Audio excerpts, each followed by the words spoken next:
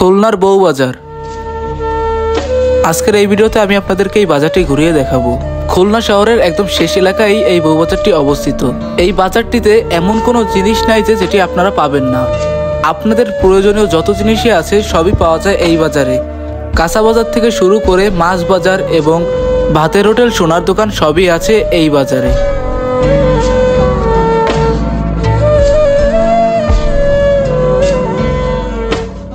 এবার আসেন বউবাজারে কিভাবে আসবেন। আপনারা খুলনা শহরে যে কোনো জায়গা থেকে রূপসা আসবেন এবং রূপসা আসলেই আপনারা বউবাজারের অটো পেয়ে যাবেন। মাত্র 15 টাকা দিয়েই বউবাজারে চলে আসতে পারবেন।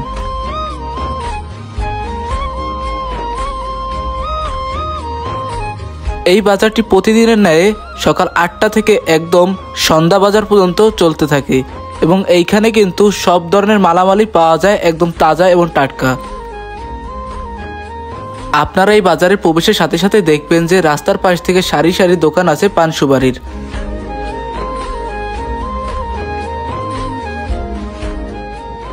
বাজারটি সাধারণ বাজারের মতন হলেও এর নামটি কিন্তু ভিন্ন এবং এই নামের কাহিনীও কিন্তু ভিন্ন।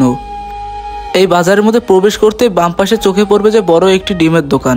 এইখানে কিন্তু অনেক পরিমাণে ডিম বেচে কিনা হয় এবং সবই পাইকারি দামে বিক্রি করা হয়। বউবাজার খুলনা সিটিতে পড়ে।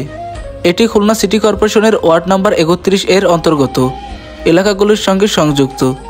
এই 31 নং ওয়ার্ডের একজন সুনামধন্য কমিশনার ছিল যে এই বাজারটির নাম রেখেছিল বউবাজার এবং এই বউবাজার নাম রাখার কারণ ছিল হচ্ছে এই বাজারে যে সকল ক্রেতারা আসতো তাদের ভিতরে মহিলাদের সংখ্যাই বেশি ছিল, আর যারা হচ্ছিল এই এলাকার পুত্রবধূ এবং হচ্ছিল মহিলারা, যে কারণে এই বাজারটির নামকরণ করা হয়েছে বউবাজার নামে।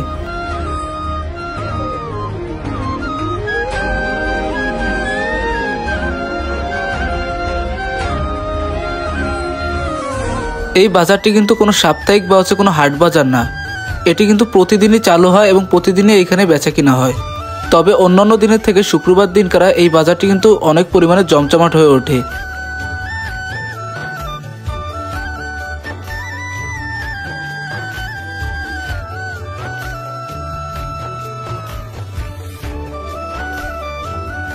এই বাজারে আনুমানিক 150 থেকে 200 দোকান আছে। এর মধ্যে সবজির দোকান, মুদি দোকান, মাছের দোকান আরও অন্যান্য অনেক পরিমাণের দোকান আছে।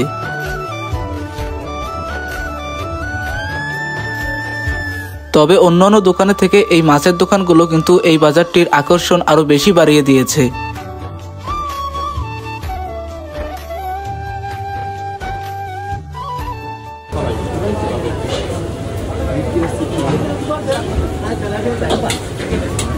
মাছ বাজারে ঘুরতে ঘুরতে চোখে পড়লো যে ছোট ছোট সাইজের ইলিশ মাছ এবং ছোট ছোট সাইজের পাঙাশ মাছও উঠছে এই বাজারে। তারই সঙ্গে সাগরের আরও অনেক ধরনের মাছই উঠছে এইখানে। এরপরে মাছ বাজার ঘোরা শেষ করে তারপর চলে আসলাম বাজারের একদম ডান পাশের গলি দিয়ে। ডান পাশের গলি দিয়ে সোজা যেয়ে দেখলাম যে এখানে একটি কামারের দোকানও আছে, যেইখানে লোহার আসবাবপত্র এবং তারই সঙ্গে ছুরি এবং বটি ধার দেওয়া হয়। এই কামারের দোকানের একই গলিতেই দেখলাম যে ব্রয়লার মুরগি এবং তারই সঙ্গে কিছু অন্যান্য জাতের মুরগিরও বেচা কিনা হচ্ছিল। এরপর বাজারটি ঘোরাঘুরি শেষে আমরা চলে যাব রাস্তায় এবং রাস্তায় যাওয়ার পরে একটি ভালো হোটেল খুঁজবো। এখানের একটি নামকরা হোটেল আছে নাকি, যার নাম সেলিম হোটেল, যেইখানটার পরোটা, সিঙ্গারা এবং সকালের নাস্তার জন্য বিখ্যাত। আপনারা যদি এই বউবাজারে কখনো ঘুরতে আসেন এবং বাজার করতে আসেন তাহলে এইখানে সকালের নাস্তা করতে পারবেন এবং এই দোকানে কিন্তু সিঙ্গারা, সমোসা তারই সঙ্গে আরও অনেক কিছুই পাওয়া যায়। এই হোটেলে সকালে নাস্তা করতে আসার পরে একটি ফার্মেসির সন্ধান পেলাম। এই ফার্মেসিটি নাকি এই এলাকার সবথেকে পুরাতন ফার্মেসি। এরপরে আমরা বাসার উদ্দেশ্যে রওনা দেওয়ার সময় দেখলাম যে রাস্তার পাশ দিয়ে নার্সারির মতন করা আছে, এইখানে কিছু গাছের চারাও বিক্রি করা হয়। তারই সঙ্গে শুনলাম যে এই বাজারের পাশেই নাকি একটি সুন্দর টি স্টল আছে, যার নাম হচ্ছে মিজান টি স্টল, আর এই টি স্টলে নাকি অনেক ধরনের চা পাওয়া যায়। আজকের এই ভিডিওতে আর কোনো কথা বলবো না এবং এই ভিডিওটা এই পর্যন্ত শেষ করতে যাচ্ছি। যদি এই ভিডিওটি ভালো লেগে থাকে তাহলে অবশ্যই লাইক এবং কমেন্টস করবেন। ধন্যবাদ। Freaky girl under the sheets. Put your love with things that's slow down. I know you got me, baby.